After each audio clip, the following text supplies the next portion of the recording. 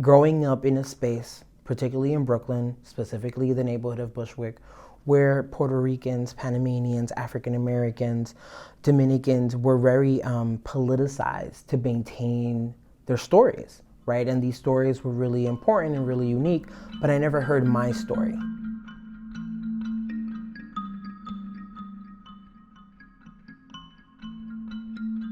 So my name is Pablo Jose Lopez Soto.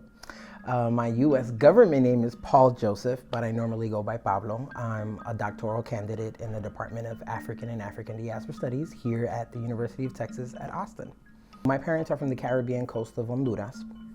They're part of an ethnic community called Garifuna, which is a Black indigenous community born out of the mixture of shipwrecked enslaved West Africans and Arawak Carib Indian folks. A lot of the things about UT Austin led me here because a lot of the scholarship on Garifuna folks in Central America was being produced here, right? So Dr. Juliet Hooker, who's my dissertation chair, is a giant in the field of Afro-Latin America and thinking about its political mobilization.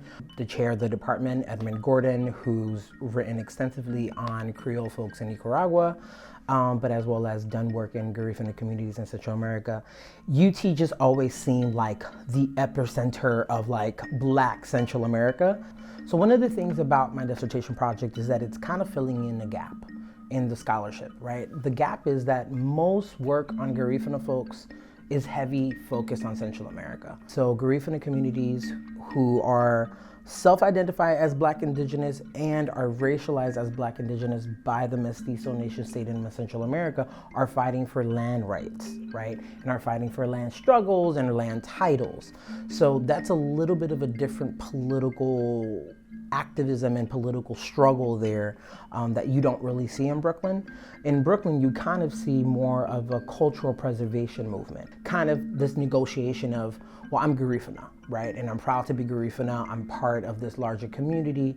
I'm part of an Afro-Indigenous culture, language, food that needs to be maintained in Brooklyn. And diaspora here functions as a way of cultural preservation. For me, Brooklyn is very much part of the Caribbean, as an extension of the Caribbean, the way it's not only demographically shaped by Caribbean immigrants, but it's also a space where there's such a multiplicity around Blackness that I saw other communities making those moves to have kind of a cultural, political preservation around their ethnicity. And I think what Garifuna New Yorkers are pretty much unsettling is, well, they're unsettling African Americanness, right? They're unsettling what are the normative understandings of Blackness in the United States. They're also unsettling what does it mean to be indigenous, right? What it also means to be indigenous outside of this identity with just strictly land. So it's interesting how physically Garifuna folks are racialized as African Americans in a space like New York, but once they open their mouths or once their last name is spoken, Latinidad is also questioned there, right? Because we have a kind of a prototype, an archetype of who is Latino and who should be Latino and how does a Latino look like, and Garifuna New Yorkers unsettle that all.